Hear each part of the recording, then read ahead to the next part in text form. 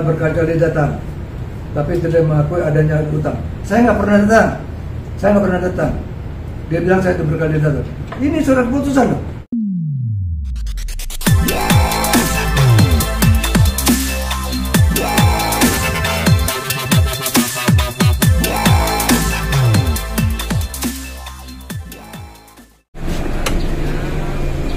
Ada apa ini?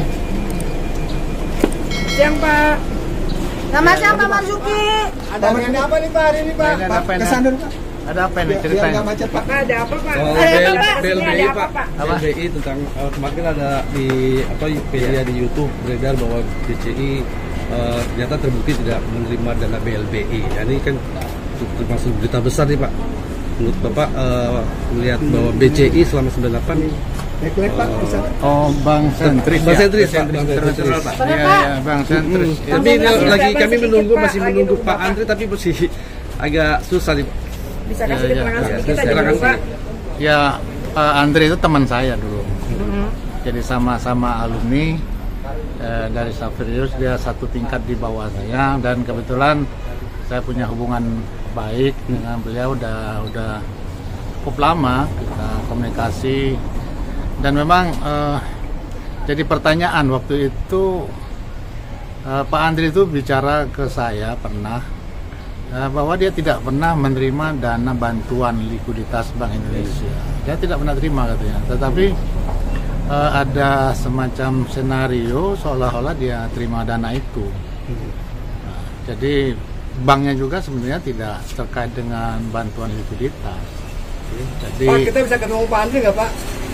sering ketemu, tetapi nggak sampai kasus ini seperti terungkap kemarin. Saya nggak tahu kenapa bisa jadi isu publik sekarang. Rupanya dia ditagih paksa. Paksa bayar. Ditagih paksa bayar, padahal dia tidak menerima. Nah, mungkin di sini dia harus melakukan perlawanan, ya supaya yang betul itu betul, ya betul-betul, artinya jangan yang betul disalahkan. Pak Marzuki Ali dalam rangka apa Pak ketemu dengan Pak Andri hari ini? Ya, saya biasa komunikasi dengan beliau, saya banyak ya sahabat dekat ya. Saya selalu ngobrol apa aja sih. Berarti tahu persis ya Pak kasusnya? Secara umum saya tahu sih, dan bagaimana dulu bantuan likuiditas BI juga saya ikut banyak mengalami. Waktu itu juga saya masih direktur BUMN, kita itu juga sempat ya dipaksa mau dijual, tetapi alhamdulillah waktu karena saya yang ngotot tidak menjual, dan akhirnya kita selamat sih dari BPBN. Kalau enggak ya banyak sekali lah waktu itu kejadian aset-aset negara ini ya tanda kutip ya dirampok oleh oknum. Banyak sekali sih. Kita Kesempatan bisa ketemu Pak Andri ya. nggak, Pak? Gimana? Kita bisa ketemu Pak Andre ya Pak. Nanti saya tanya dulu ya. Saya baru datang ini. Iya. Kita Pak Ali tungguin, Pak. ada itu nggak? Ada rencana berikutnya Pak untuk membantu teman Bapak ini dengan kasus? Loh, kalau selagi saya tahu saya bantu, kan teman saya. Masa kita teman nggak bantu kan? Lagi tahu kita bantu lah, ya. Kita tunggu Pak ya ketemu dengan Pak Andre. Oke. Pak, kita bareng ketemu Pak Andri gimana, Pak? Nanti aku tanya dulu, aku nggak tahu ya. Ya, masih ya.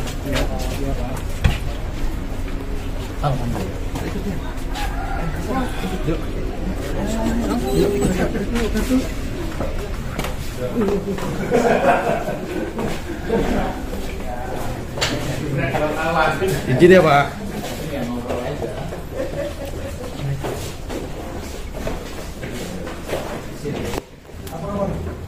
Apa ini banyak-banyak nih? Ya nggak tahu di bawah tadi. Tadi di bawah aku baru datang. Lalu ditanya tentang BLBI. Ya secara umum sih ngerti. Dari kemarin aku udah tolak. Tapi kalau kasus Bang Sentris, ya tanyalah langsung ke tokohnya. Waduh, rupanya dijebak ya? Iya. Ya Pak Andre. Lanjuti video yang sudah beredar Pak. Sebetulnya minum barang udah kan? Iya betul Pak. Tapi kurang ini Pak, kurang banyak gitu. Kurang konkret. Masih kurang puas Pak dengan jawabannya itu Pak. Ya, cobalah duduk dulu dah. Ya. Oke. Jangan diri nggak enak lah ngomong. Waduh, di grup ini langsung ya. Gimana Pak Andri? Kebetulan ada Pak Marzuki nih, bisa kasih statement. Tanya aja Pak Marzuki gimana komentarnya soal BLBI. Ya, Gimana Pak Marzuki? tadi saya sudah sampaikan krisis 98 itu di mana dimulai dari krisis perbankan ya. Gimana? Banyak yang artinya kewajiban tidak mampu dipenuhi oleh bank karena pada saat itu hilang kepercayaan masyarakat terhadap bank, sehingga bank-bank sehat pun tidak akan mampu.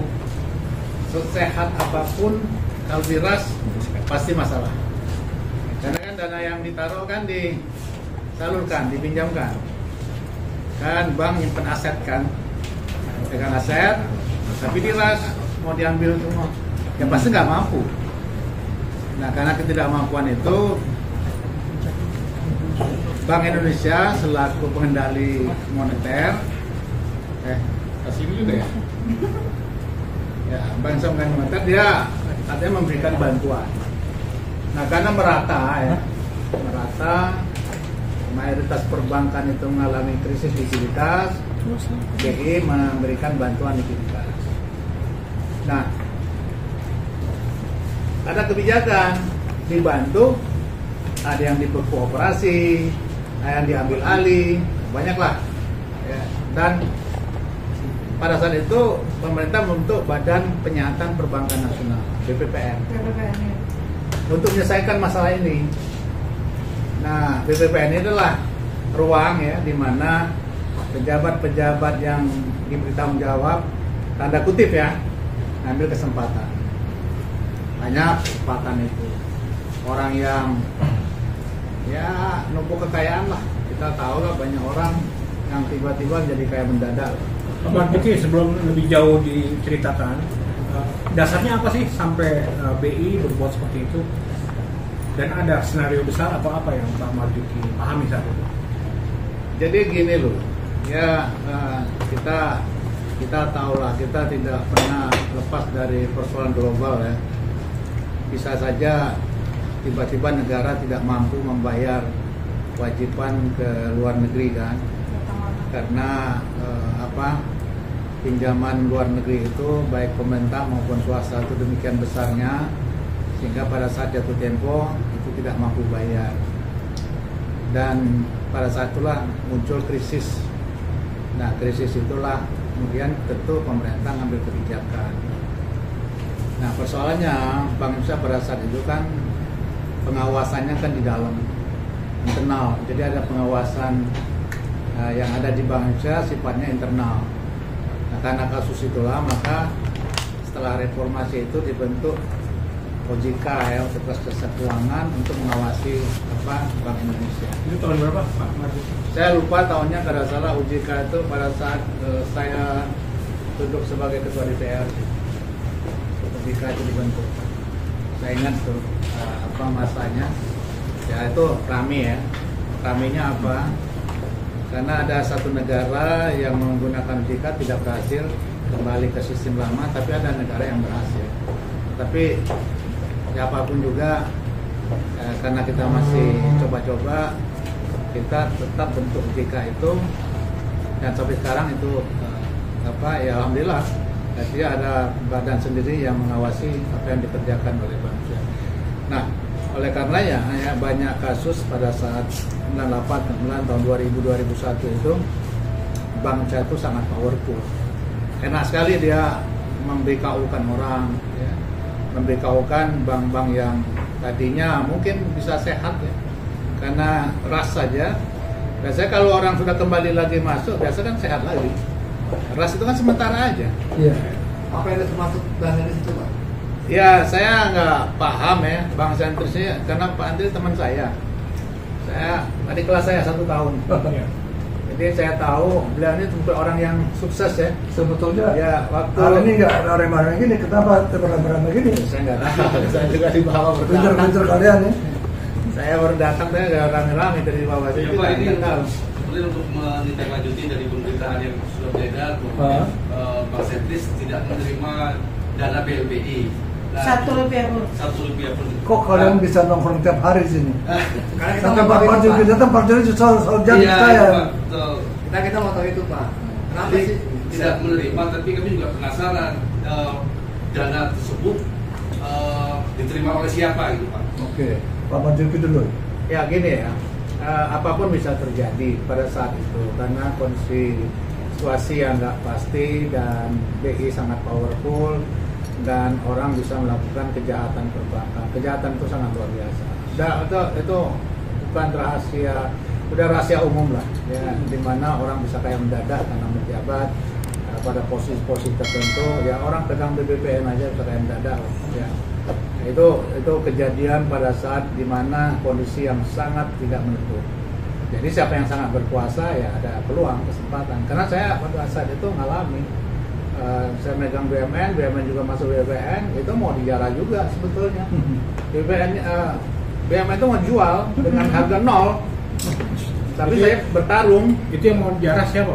Ya oknum seolah-olah BI atau BUMN ini sudah nggak layak lagi dan tidak mungkin bisa hidup, jadi ini dijual aja dengan harga nol, yang penting utang-utangnya habis. Padahal ya saya tantang waktu itu, saya sampai diketemukan dengan konsultannya Boston Consulting sama yang kan dia ada konsorsiumnya McKinsey. Nah saya dikasih waktu untuk debat oleh Deputi BUMN waktu itu Pak Tianto. Saya ketemu, dia bikin asumsinya maunya mereka. Ya keuangan proyeksi itu kan tergantung asumsi. Kalau asumsinya semuanya jelek, ya proyeksinya masih jelek. Ya kan, saya debat masalah asumsi yang mereka buat. Akhirnya mereka ya nggak bisa berargumentasi lebih jauh karena saya menguasai masalah, dan anehnya saya diangkat jadi direktur oleh Deputi BUMN, dan saya buktikan setahun saya bisa keluar dari BPN dan Batu Raja besar. Dan artinya perusahaan yang waktu itu mengalami kesulitan likuiditas karena bukan kesalahan kita, sebenarnya kesalahan bank. Waktu itu ada bank wajib meminjamkan, bank tidak ngasihkan. Ya, kita macet proyek kita, jadi bukan salah kita kan. Kalau kita masa mau dijual dengan harga nol, kan lucu kan? Dan jadi waktu itu banyak sekali oknum yang melakukan ya kalau saya moral hazard ya, semuanya mau dirampok. Kita nggak tahu siapa. Itu. Makanya saya bilang tadi ini oknum, jadi tidak mungkin secara kelembagaan tapi oknum kan, yang memanfaatkan kekuasaannya untuk keuntungan. Ya bisa saja kepentingan kelompok tertentu, bisa saja. Nah, saya lihat sentris ini pun ya bisa saja jadi korban itu. Karena saya lama cerita dengan Pak Andre, dia sampaikan dia nggak pernah terima dana BLBI itu. Bank saya sehat, bank saya saldonya nggak merah. Itu sampaikan berkali-kali. Yang saldo merah itu kan diberikan bantuan likuiditas, yang saldonya biru. Kenapa di BKU kan? Itu kan langsung semua manajemennya suruh keluar, kan sangat zolim lah ya, tanpa ada kepastian hukum ya, artinya ada keputusan hukum yang memaksa mereka keluar harusnya ya kan, nggak ada dasar. Mereka suruh keluar semua, direksi suruh keluar, kalian semua, mereka nggak apa-apa. Gimana mereka buktikan bahwa mereka nggak salah, mereka benar, dokumennya semua tinggal di dalam ya kan. Nah, tapi ya itulah kondisi pada saat itu. Dan memang tidak bisa melawan ya Pak ya? Nah, itulah kondisi pada saat itu di mana BI sangat powerful ya, bisa melakukan apa saja yang mereka anggap wah ini pantasnya dibekukan, dan ini ambil alih gitu. Nah, itu kondisi pada saat itu. Nah, oleh karenanya setelah itu kan DPR berpikir ya kita perlu ada pengawas di luar BI. Saya dibentuklah OJK itu. Itu ceritanya. Jadi ada urutan perjalanannya.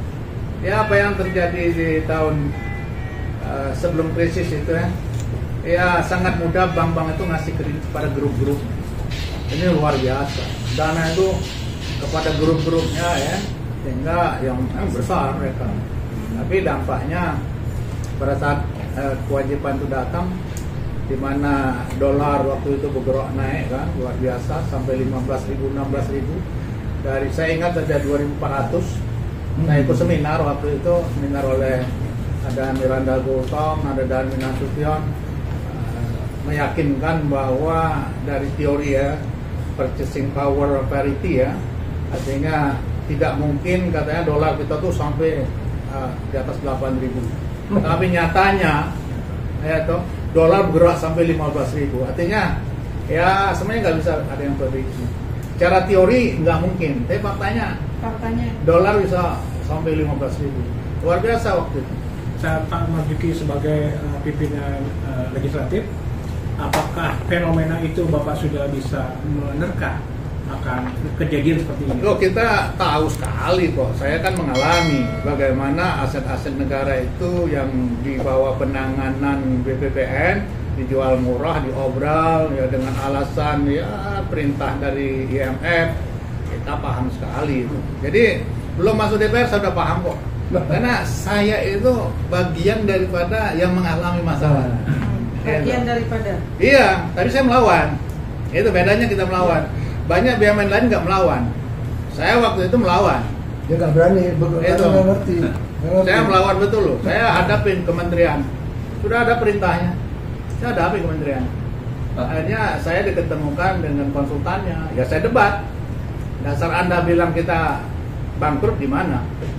Iya tahu kan? Ya bikin sampaikan asumsinya. Ya asumsinya semuanya jelek.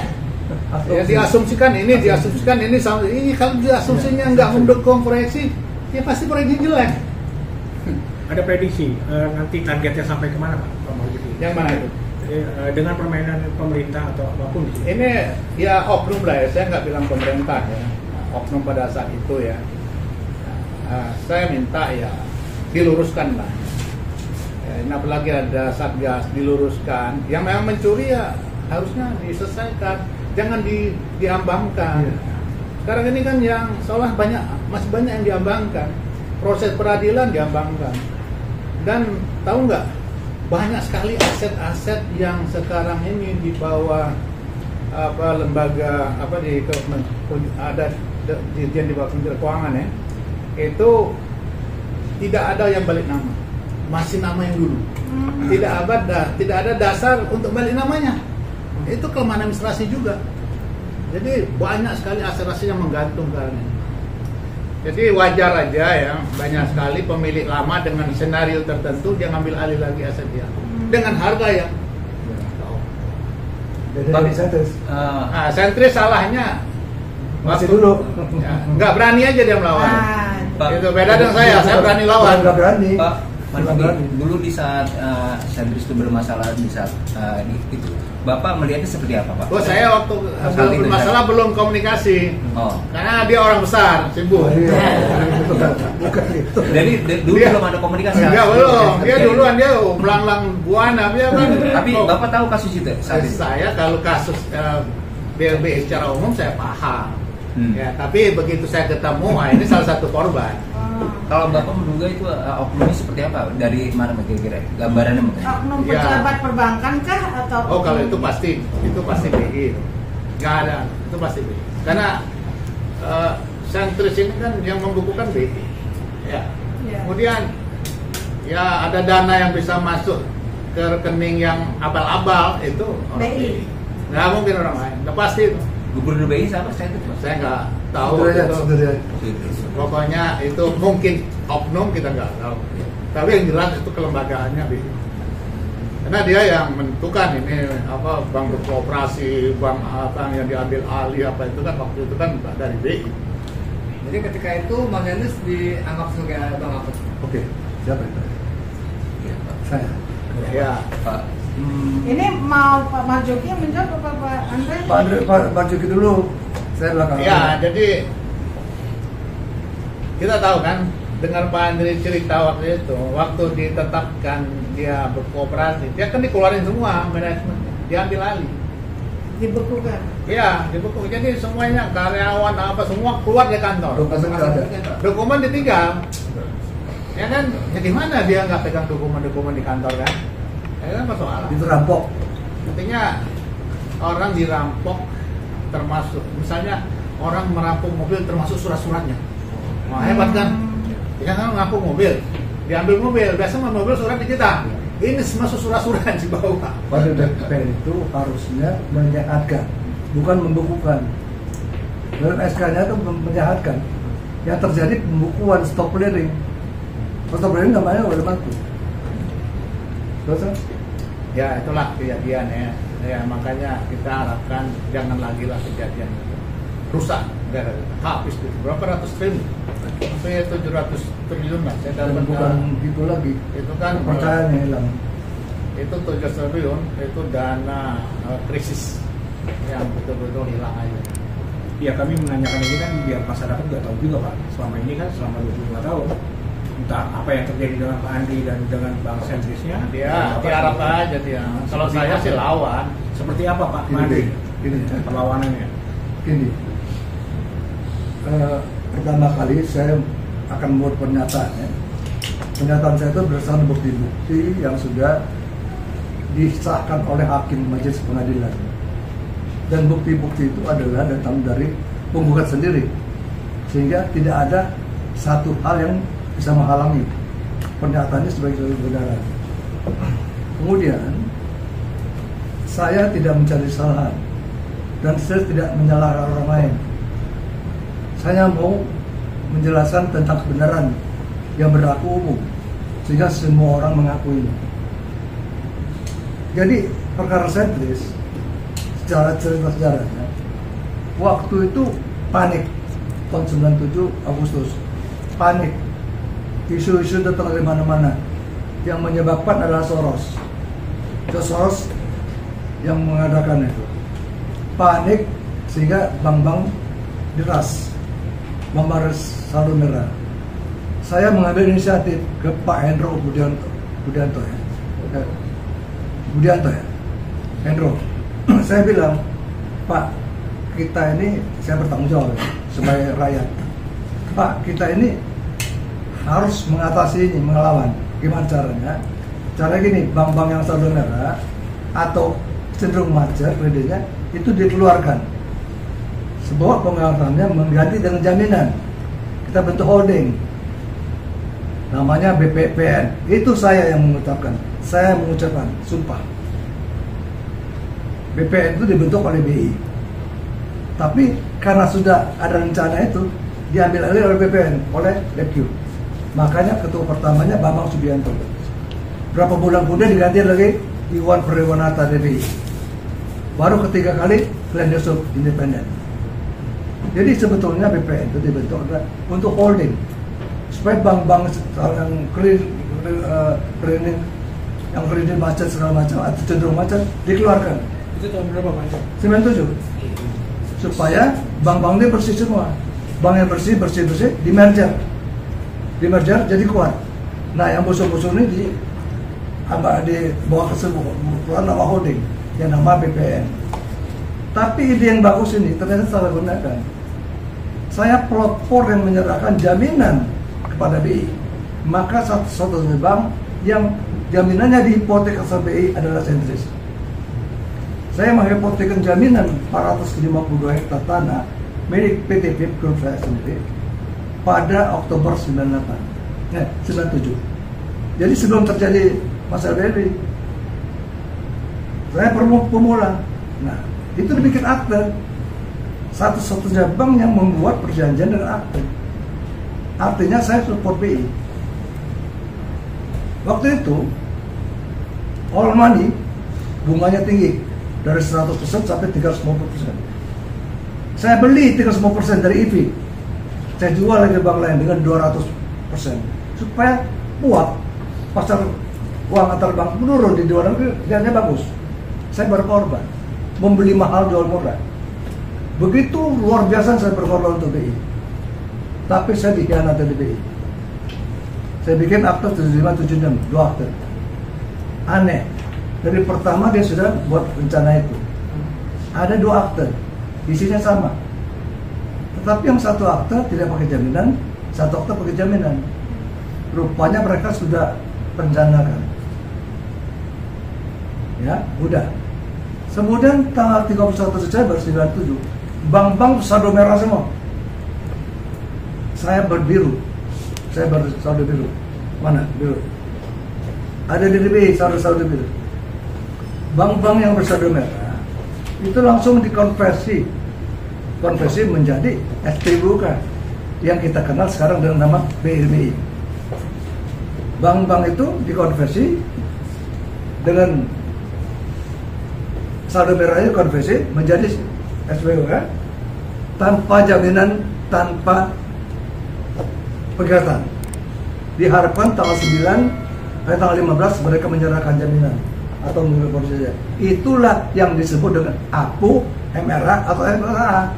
Itu yang disebut dengan MSA atau APU atau MSA. Itulah mereka itu. Nah, di sini terbukti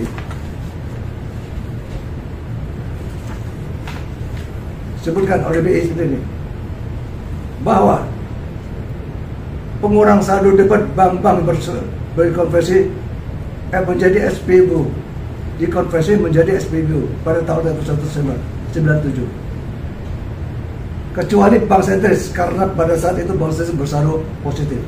Ya, ada surat dari BI. Jadi Sentris tidak terima dari BI. Yang terima BLBI atau SPBUK itu adalah yang bank-bank bersaldo negatif pada tanggal 21 Desember 1997. Sentris tidak negatif. Kenapa? Bank-bank masih percaya Sentris. Kami pinjam call money tiap hari. Tiap hari kami pinjam call money. Dan tiap hari kami pulangin, pinjam lagi, pulangin, pinjam lagi. Tiap hari.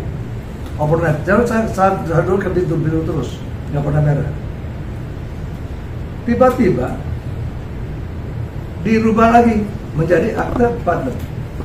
Akte paten itu adalah pengikatan menjual dan membeli, jual beli promes, jual beli barang ya, bukan pinjaman. Jual beli barang namanya promes dengan jaminan. Promesnya kami serahkan 492 miliar. Promesnya, promes nasabah. Itulah total aset Bank Sentris 492. Dengan jaminan lagi, kami berikan jaminan lagi. Ini lucu ya, namanya factoring udah gitu ya. Kami jaminkan lagi 452 hektar tanah milik PT FIB yang sudah dihipotek dengan nomor 972 atas nama Bank Indonesia. Periksa, tidak ada satu bank pun yang menjaminkan hartanya kepada BRI. Paling banter mereka bikin kesepakatan dengan BPPN. Tidak ada satu bank pun yang memberikan jaminan dan hipotek ke BPI. Hanya Sentris. Itu project ya. Jadi hipotek ke BPI. Oke? Tiba-tiba tanggal 4 April ditutup. Akte paten ini di Mahkamah Agung ditulis sebagai akte yang sah dan berharga. Jadi satu yang paling kuat ini yang sudah diputus oleh pengadilan Mahkamah Agung dinyatakan sebagai akte yang sah dan berharga. Di sini disebutkan bahwa Bank Indonesia dilarang, tidak berkenan menagih nasabah Bank Sentris ini karena sudah dijamin. Ini berakhir tanggal 31 dan tanggal 26 Desember 1998. Waktunya sudah bayar bunga 99 miliar. Tiba-tiba BPN datang tanpa mengindahkan perjanjian ini, langsung membukukan tanggal 4 April. 4 April 98. Ini perjanjian sampai 98 Desember. Jadi perjanjian belum selesai, dia bekukan stop clearing, langsung dia ke kantor, semua disegel, aset, dokumen semua dikuasai. Mulai hari itu sampai hari ini kami tidak ada komunikasi dengan BPN. Tidak ada pertanggungjawabannya. Hasil pembukuannya gimana, dijual kemana, nggak ada. Jadi saya jelas katakan itu Badan Perampokan Perbankan Nasional, bukan pernyataan, bank perampokan. Tulis itu. Badan Perampokan Perbankan Nasional, perampokan itu. Kalau mau likuidasi, ada sasaran di likuidasi apa? Ini langsung dibekukan dia. Kami nggak tahu ada berapa uang di berangkas, ada berapa mobil, nggak tahu. aset-asetnya. Nah, Kamu mau nonton, nggak punya dokumen satu pun, nggak bisa kan? Oke, tahun 99, BPN nagih dasarnya apa? Rupanya promes kami dijual ke BPN dengan akta nomor 39, dijual ke BPN dengan pembayaran dari BPN dari negara BI 629 miliar. Ya, dijual. Jadi BPN punya hak nagih, dia nagih sentris, nagih. Nggak bisa, nggak damai. Kami minta apa cara-caranya, nggak benar. Dia Kejaksaan Agung, tapi diminta jasa lagi oleh Kejaksaan Agung, nggak damai, diatur. Dibuang pesos, cari unsur pidana diatur, ya. Pidana, kan? Nggak kita bukan pidananya. Dibuang lagi ke Datun buang ke pengadilan, disomasi. Nggak ada main lagi. Kami sudah berikan proposal, mereka tetap minta kami tanda tangan hati. Akte pengakuan utang. Akte pengutang itu artinya pribadi kami sebagai pemegang saham menanggung utang seluruh bank. Ini gila. Ternyata ini ada permintaan IMF. IMF terlibat sih. IMF telah menggadaikan pemerintah Indonesia, memaksa pemerintah Indonesia untuk melakukan hal tersebut. Itu kan melanggar undang-undang. PT berutang, kenapa penanggung jawab nasabah? Pemegang saham. Nggak mungkin. PT bertanggung jawab, PT yang harus bertanggung jawab, pribadi pemegang saham bertanggung jawab sebesar sahamnya, nggak boleh lebih. Tapi IMF memaksa pemegang saham menjadi penanggung jawab semuanya. Kalau lu punya modal 100 miliar, aset itu 1 triliun, lu mesti bayar 1 triliun, nggak mungkin. Sampai sekarang nggak masuk akal. Jadi itu tujuannya emang mau merampok. Nah, pemerintah Indonesia mau lagi dipaksa.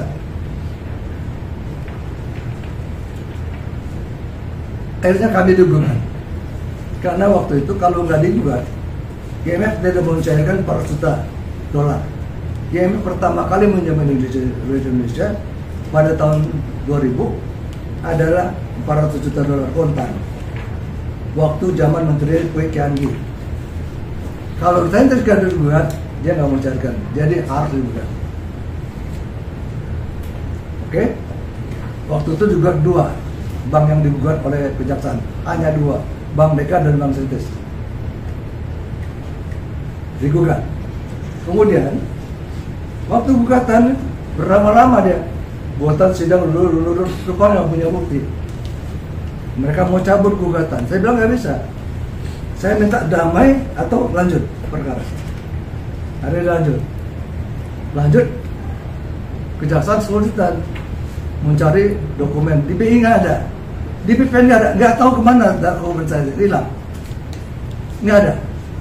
Akhirnya kejaksaan berinisiatif mengambil dari BPK. Dapatlah bukti-bukti dari BPK. Dia bawa ke pengadilan tahun 2000.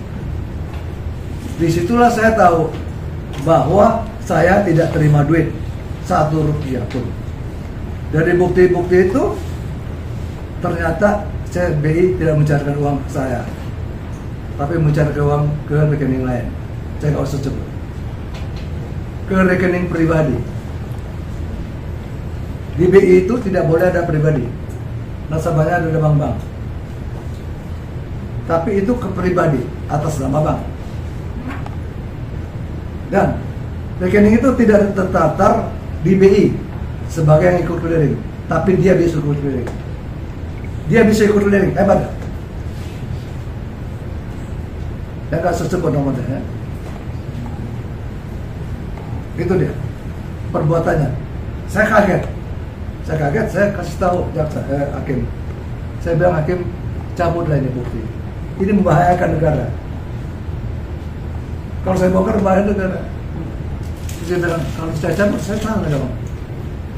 Dia ngomong sama jaksa, saya ngomong sama jaksa Susanto.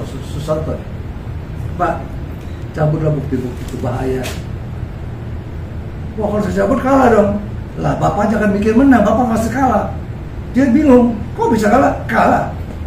Saya bilang tinggal kalahnya aja. mau di atas ranjang jatuhnya atau di atas paku. Dia ngotot, ya udah, saya beberin. Kaget mereka. Kenapa nggak ngomong? Ya kamu harus ngomong, udah rahasia. Saya udah bilang cabut, karena aib ini. Jadi betul-betul di atas paku. Akhir kata pengadilan dia kalah, digugatnya tolak. Hakim pinter menyelamatkan negara. Menolaknya dengan alasan saya itu sudah kasih jaminan. Kalau saya itu semua prestasi, kalau keputusan ada kalau ada, udah jelas semua prestasi bi, udah jelas prestasi dan melakukan berbuat hukum. Jangan kalau lagi. Kalau saya itu semua prestasi, silakan gugat, silakan sita. Jadi gugatan ditolak, gitu loh. Padahal sudah masuk dalam jauh dong perkara, udah pembuktian, udah kesaksian. Nah, ini diungkapkan oleh majalah Trust, Investigasi dan Forum dengan detail. Cuman waktu itu majalah ya, di luar habis terus. Oke. Kemudian mereka banding. Waktu gugatan itu, Immanuel Soinde, Jaksa Agung Muda, mengatakan pada saya, Pak Andre, kita sekan aja ya, semua baik damai. Jangan rekonversi. Oke, saya nggak rekonversi. Ternyata dia pindah lagi jabatannya. Nggak rekonversi, nggak bisa gugat saya. Mereka banding, kalah lagi dibanding dia. Dibanding dikatakan gugatan BPN terlalu prematur. DNO katakan. Kemudian dia kasasi 2002 sampai 2022 nggak ada putusan. 20 tahun nggak ada putusan. Ini gila. Anehnya DPQ tidak mengejar. DPQ kan yang bertanggung jawab, yang berkepentingan, mestinya mengejar putusan itu, nggak mengejar. Ada apa ini? Akhirnya dibikin lagi Satgas ya. Kami dipanggil lagi oleh Satgas. Satgas itu tidak punya dokumen apapun waktu lagi kami. Hanya mengatakan Bapak punya utang. Apa dokumennya nggak ada. Kami bilang rekening koran kami mana, penerima bukti penerimaan mana, perjanjian di mana, nggak ada. Kami tanya jaminan, nggak tahu. Kami nggak terima jaminan itu. Kami tanya pengadilan, nggak tahu pengadilan. Gila ya, Satgas itu, Satgas sebetulnya semua bertugas semua dikasih bahan dong. Masa Satgas kalau bego nggak tahu apa-apa? Saya marah. Dia nggak tahu apa-apa. Udah akhirnya kami berikan dokumen jaminan pengadilan sampai menguji kasasi bulan Oktober ya. 2 minggu kemudian dia bilang udah ada putusan Pak. Kaget kami ini mencari lihat, cari website nggak ada, di situs nggak ada. Kok bisa ada? Cepat sekali 2 minggu, jago kok jago. Kami pikir betul-betul sadar kan. Kami datang pengadilan negeri di mana negeri memang ada putusan itu. Udah kami pelajari. Ternyata menurut kami itu diduga dipalsukan. Diduga ya. Dipalsukan. Walaupun kami sudah punya bukti itu palsu. Kami hanya mengatakan itu diduga dipalsukan. Jadi baunya dari mana tuh? Kira-kira tebak sendiri. Kami nggak nyalahkan siapapun ya. Tebak sendiri dari mana itu? Siapa yang membuat? Siapa yang nyuruh membuat? Bisa tetap carikan sendiri. Ternyata dia sudah bikin putusan PUPN dan Pasabaya. Pak Majoki bilang, kalau saya dapat surat itu saya nggak bisa berdiri loh. Bayangkan, orang sakit jantung mengejar surat itu dibuang di halaman aja. Paksa bayar 909, 1/24 jam. 1/24 jam harus bayar. Jantung mati itu. Sakit jantung mati. Nih. FK-nya mah kata dipikir. Hebat.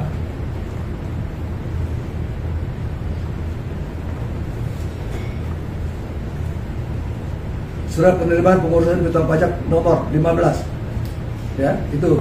Kemudian Andre Teja telah berkali-kali datang, tapi tidak mengakui adanya utang. Saya nggak pernah datang. Dia bilang saya itu berkali datang. Ini surat putusan loh. Surat putusan dia bisa bilang begini. Berkali-kali datang, saya nggak pernah datang. Surat pemberitahuan utang dan negara nomor 15, ada isinya aja, isinya. Ini saya bongkar ya.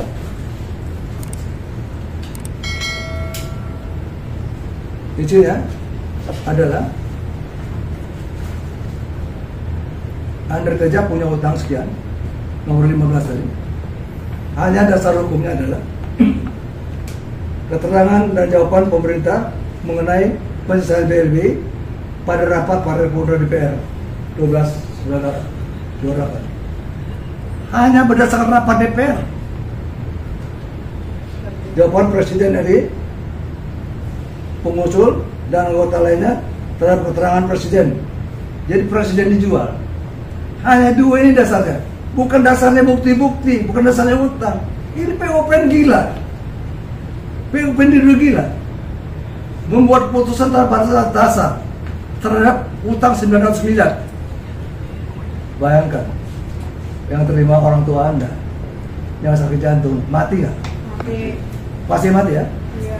Jadi POPN yang mendapat kuasa tertinggi, lebih tinggi dari pengadilan, telah membuat perbuatan hukum yang menyalahkan hukum, yang tidak manusiawi sama sekali. Terpaksa bayar itu dilempar ke halaman, dilempar aja, tidak ada amplop, tidak ada tanda terima, lempar aja. Licik sekali. Jadi saya bingung. Terus dia bilang, waktu saya lampiran surat dari kementerian kepada mereka, kepada DKI, itu suratnya adalah berdasarkan hasil pemeriksaan BPK RI tentang PKPS. Itu ada suratnya. PKPS ini tidak pernah saya dapat audit PKPS. Dapat dari mana? Dari pengadilan. Saya bilang, semua bukti yang saya ngomong ini adalah datang dari bukti. Bukti itu sudah disahkan oleh hakim majelis. Di sini dikatakan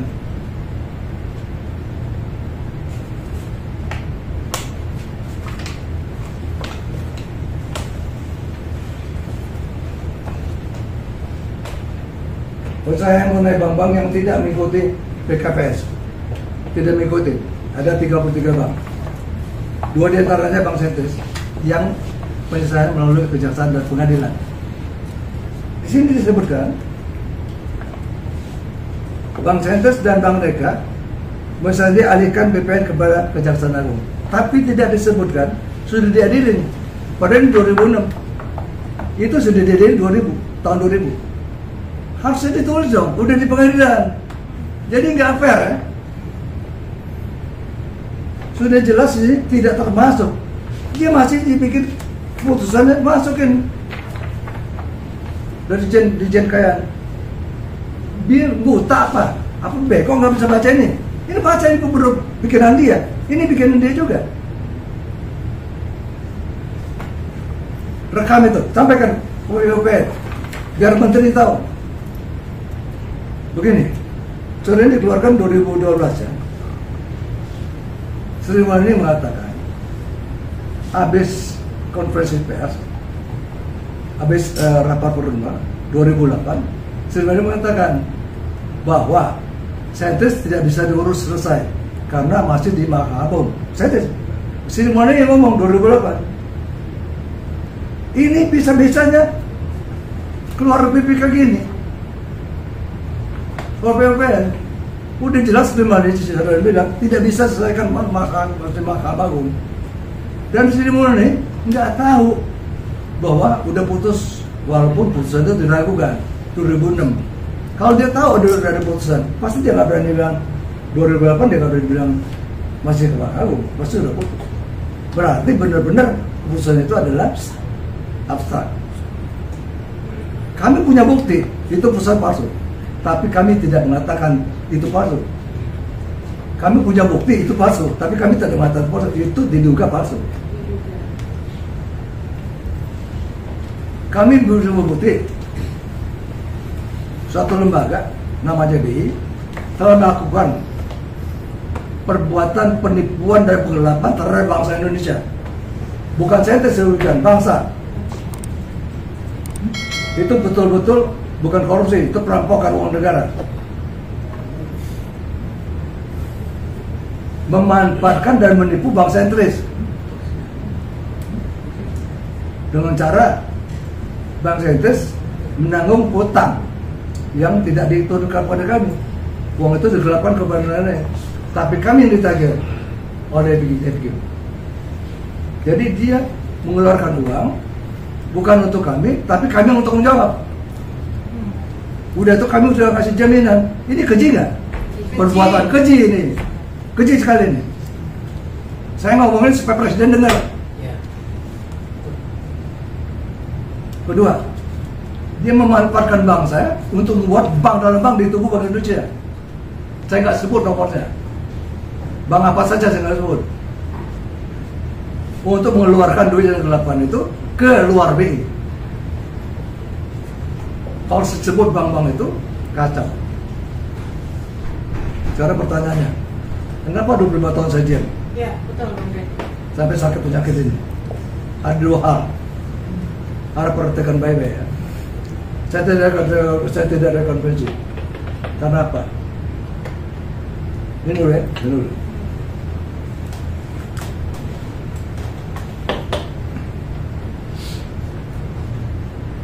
Saya tidak ada konvensi karena satu, saya ini bagian dari Marzuki, bagian dari bangsa Indonesia. Yang kami dididik di sekolah mencintai bangsa Indonesia. Dan bukan mencintai lagi, mengasihi. Kalau saya buka, akan terjadi bank-bank yang menjadi nasabah Bank Indonesia tidak percaya lagi pada Bank Indonesia, benar nggak? Kedua, ini viral. Kalau sampai keluar negeri, LC Indonesia ditolak di luar negeri. Ya nggak? Ketiga, nasabah-nasabah mendengar isu itu takut menarik duit dari bank-bank. Akan apa yang terjadi? Lebih gawat dari 98. Itu tanggung jawab sosial saya. 25 tahun saya diam. Nginjek lagi di PUPN. Yang buka air siapa? Saya gugat PUPN. Saya gugat. Saya telanjangin ini.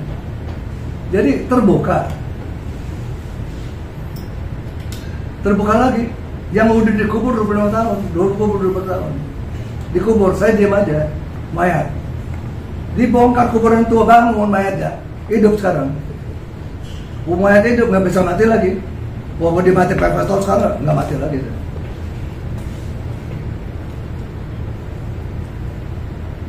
Artinya, saya udah umur 68 tahun.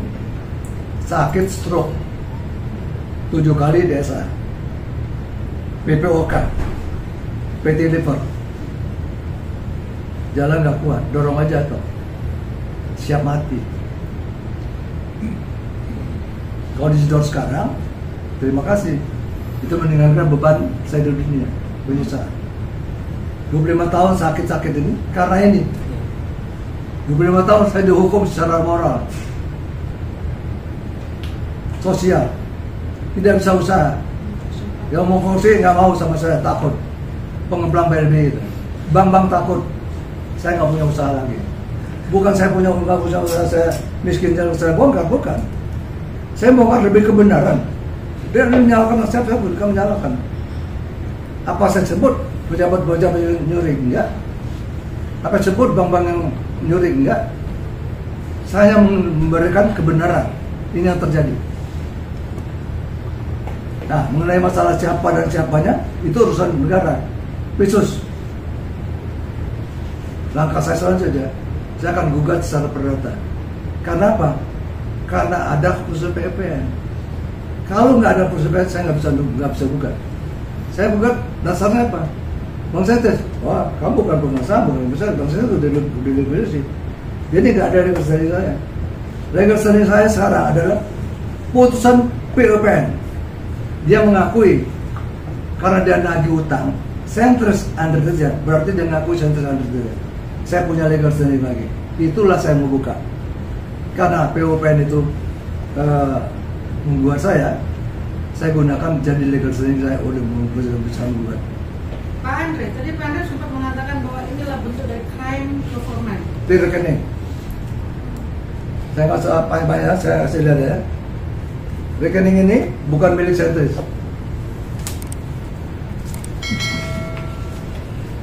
Bukan milik Centris. Dengan nomor? Nggak usah, nggak boleh tahu. Rahasia dong.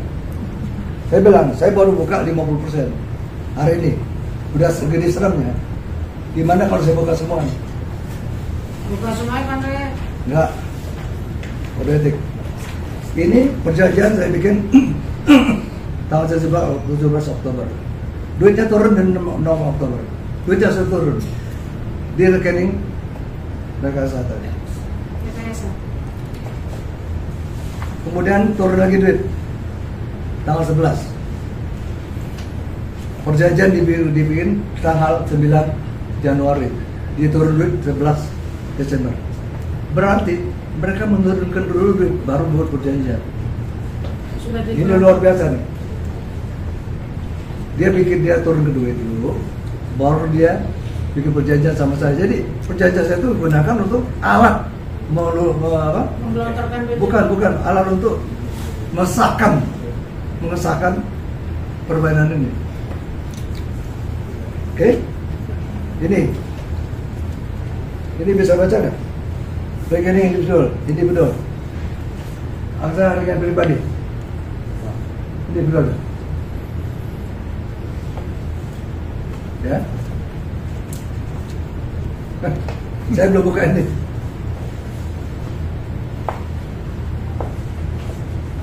Jadi ini bank tersebut tentang tindak pidana perbankan organisasi bank satu dalam rekayasa bank dan BLBI Bank Sentes. Udah masuk polisi. Penyidik ya? 2002. Udah ke penyidik ya Pak? Ya tapi saya nggak layanin. Mencari kesalahan. Saya hanya membuka kebenaran saya. Mengenai salah nggak salah orang terserah aparat. Saya nggak mencari kesalahan dia, nggak mengatakan dia salah. Oke.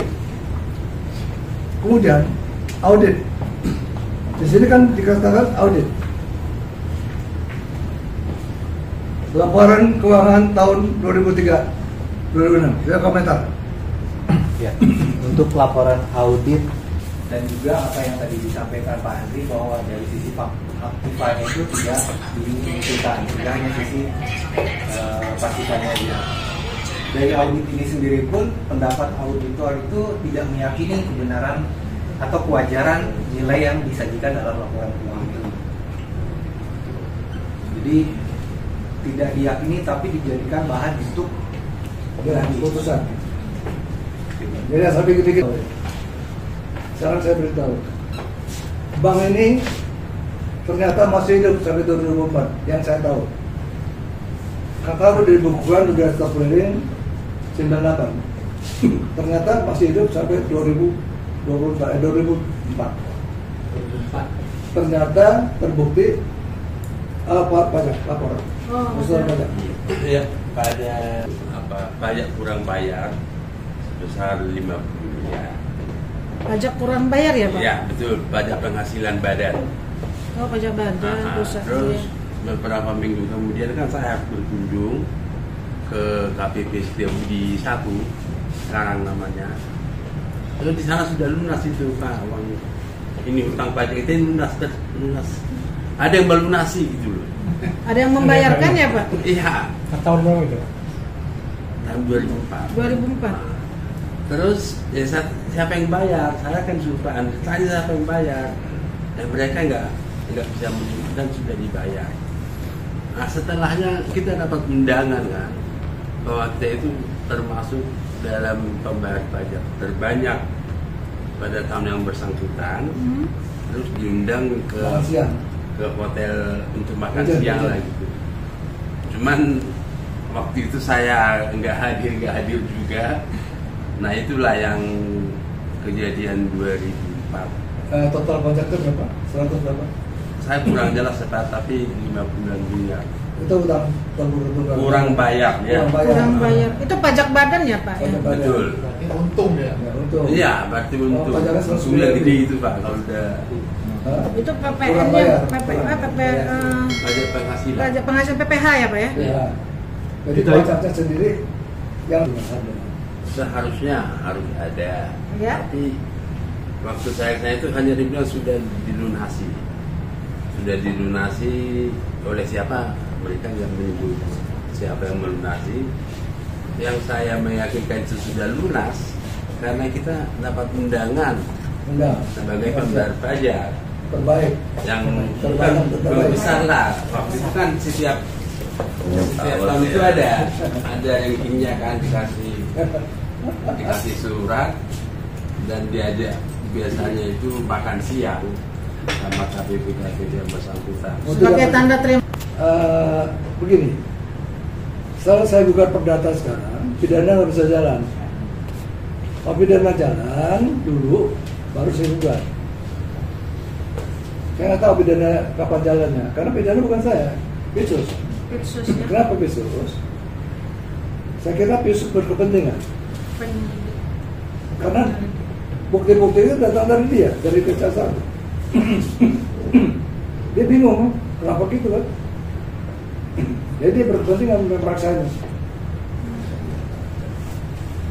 Mereka sudah gila. Jadi saya katakan gugatan PP ditolak oleh pengadilan karena bukti-bukti di persidangan Bank Indonesia tidak menerima 1 rupiah pun dari Bank Indonesia. Mereka setelah menandatangani perjanjian jual beli promes yang akte nomor 46. Ini bukan jaminan, tapi jual beli barang, namanya promes.